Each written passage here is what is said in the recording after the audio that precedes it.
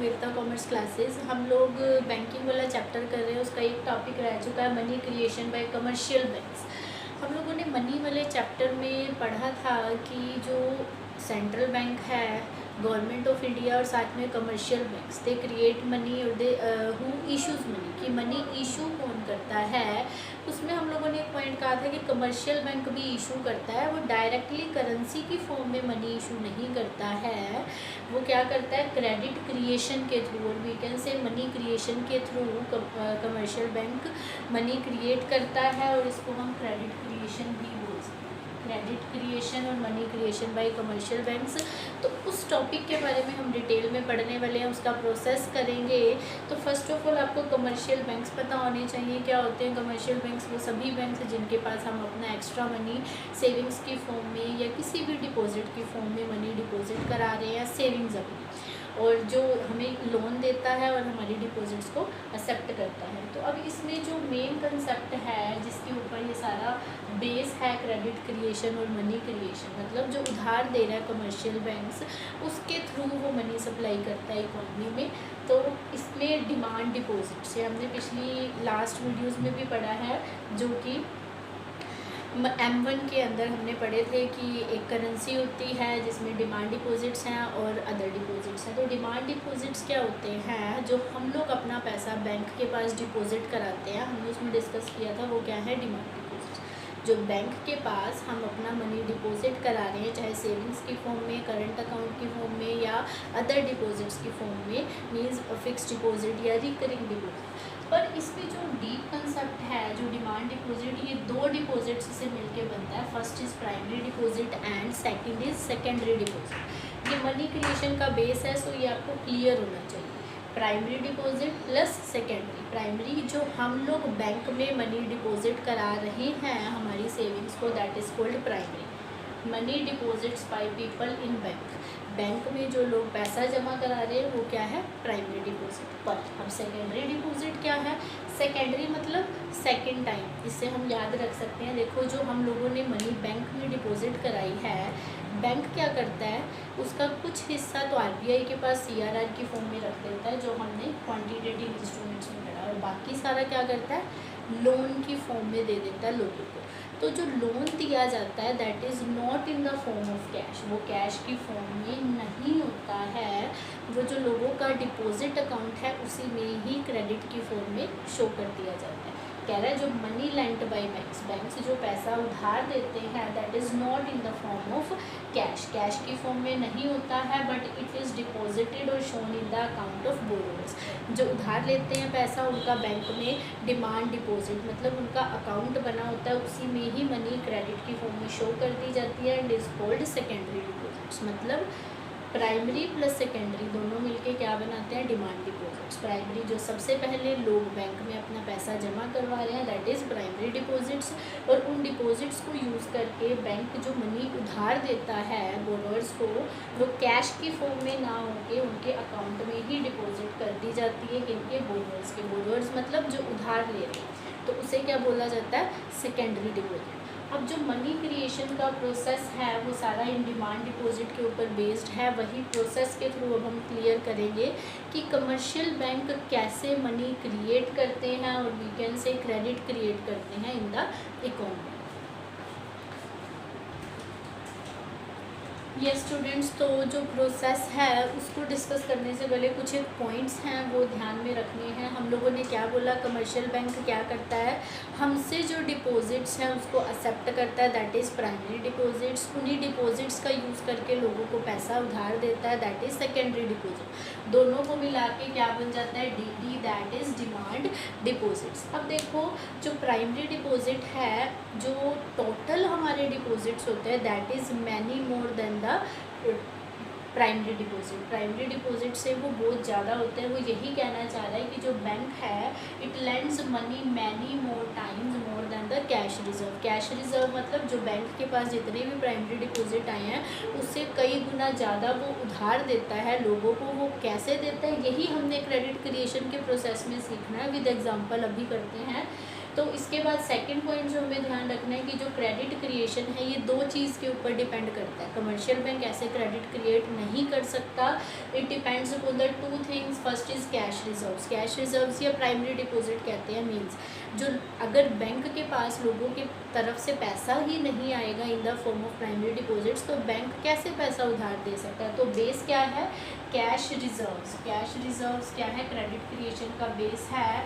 That is also called primary deposits and cash reserve ratio. इस पर भी depend करता है, जो कि हमने क्वांटिटेटिव इंस्ट्रूमेंट्स में पढ़ा था। कैश रिजर्व रेशो मतलब जितने बैंक के पास डिपॉजिट्स होते हैं उसका कुछ परसेंट आरबीआई के पास रख दिया जाता है, बाकी लोगों को उधार दे देते हैं। तो देखो एग्जांपल के साथ क्लियर करते हैं। लेट्स सपोज कि जो सीआरआर है, कैश रिजर्व रेशो जो है इकोनॉमी में वो डिसाइडेड होती है। हम यहाँ 10% लेट करके चलते हैं, जनरली 4% होती है।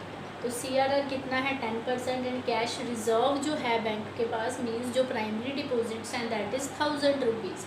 1000 रुपये बैंक के पास प्राइमरी डिपॉजिट आया। आप देखना जो क्रेडिट क्रिएशन होएगा इसका कई गुना ज़्यादा होगा, और वो डिपेंड किस पे कर रहा है, इन दोनों पे, सीआरआर और मेरे पास इनिशियल कैश रिजर्व कितना आया है। देखो राउंड्स की फॉर्म में करेंगे इसे विद एग्जांपल। डिपॉजिट कितना है, इट मीन्स प्राइमरी डिपॉजिट है ये 1000 रुपीज़। तो हमने क्या बोला, बैंक्स क्या करते हैं इस पॉसिबिलिटी से कि कुछ लोग पैसा लेने आ सकते हैं, उन्हें सीआरआर का उतना परसेंटेज डिपॉजिट्स का, सीआरआर जितना दिया है, कैश रिजर्व रेशो जितना दिया है दैट इज़ 10%, डिपॉजिट्स का उतना परसेंट आरबीआई के पास रख देते हैं, दैट इज़ 1000 रुपीज़ का 10% इज़ 100, वो रख दिया। बाकी उन्होंने लोन की फॉर्म में दे दिया 900 रुपीज़। अब देखो हमने अभी पिछले पॉइंट के अंदर पढ़ा था कि जो बैंक है ये पैसा जो उधार दे रहे हैं लोन की फॉर्म में दे रहे हैं, this is not in the form of cash. Cash की फॉर्म में नहीं होता है, उनके अकाउंट में ही जमा कर देते हैं बोरोवर्स की। इट मीन्स ये डिपॉजिट्स में ही आ गया, 900 रुपीज़ बैंक के डिपॉजिट में आ गया, बोरोवर के डिपॉजिट में आ गया। अब बैंक क्या करेगा फर्दर, इसका 10% क्या कर रहा है, रिजर्व में रख लिया, कैश रिजर्व हो गया, that is based on CRR. और रिमेनिंग कितना बचा, 900 minus 90, 810, this is in the form of loan. ये लोगों को उधार दे देगा, और फिर यही क्या है, कैश की फॉर्म में नहीं होता, डिपॉजिट्स में जमा करा दिया जाता है। फिर इसका 10% रिजर्व में रखेंगे, देन 729 लोन की फॉर्म में। मीन्स ये प्रोसेस चलता रहता है जब तक कि हमारे पास ये ज़ीरो ना रह जाए, तब तक ये प्रोसेस चलता रहेगा। और ये जो टोटल डिपॉजिट्स हैं ये कितने होंगे, it depends upon the initial deposits, और we can say primary deposits जिसको हम कैश रिजर्व्स भी बोलते हैं, एंड सीआरआर रेशो पे भी डिपेंड करता है। इसकी हेल्प से हम देखो फाइंड आउट करेंगे 1/, में सीआरआर। सीआरआर हमारा 10% था, मल्टीप्लाई में कैश रिजर्व थे 1000, तो दैट इज़ ऊपर हमारे पास परसेंटेज का 100 डिवाइड बाई 10 मल्टीप्लाई 1000, तो 100 मल्टीप्लाई 100 इज़ 10,000।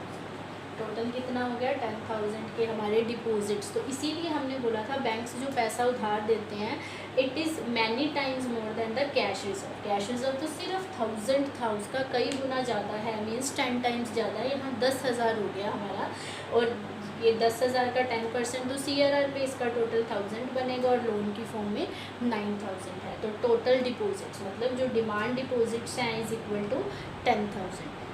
किस पे डिपेंड कर रहा है सारी चीज़, क्रेडिट क्रिएशन वाला जितना भी प्रोसेस है it depends upon the cash reserve, primary deposit and the CRR. देखो सीआरआर पे कैसे डिपेंड कर रहा है, इसका भी मैं आप लोगों को एक रिलेशन बता रही हूँ कि क्या है, इन्वर्स रिलेशन होता है डिमांड डिपॉजिट्स और सीआरआर में, ये भी डिस्कस करते हैं। पहले ये एक बार अगेन देख लेते हैं। देखो बैंक जो मनी क्रिएट करता है या क्रेडिट क्रिएट कर रहा है कमर्शियल बैंक, किस पे डिपेंड कर रहा है, सीआरआर पे और प्राइमरी डिपॉजिट्स पे, कैश रिजर्व पे।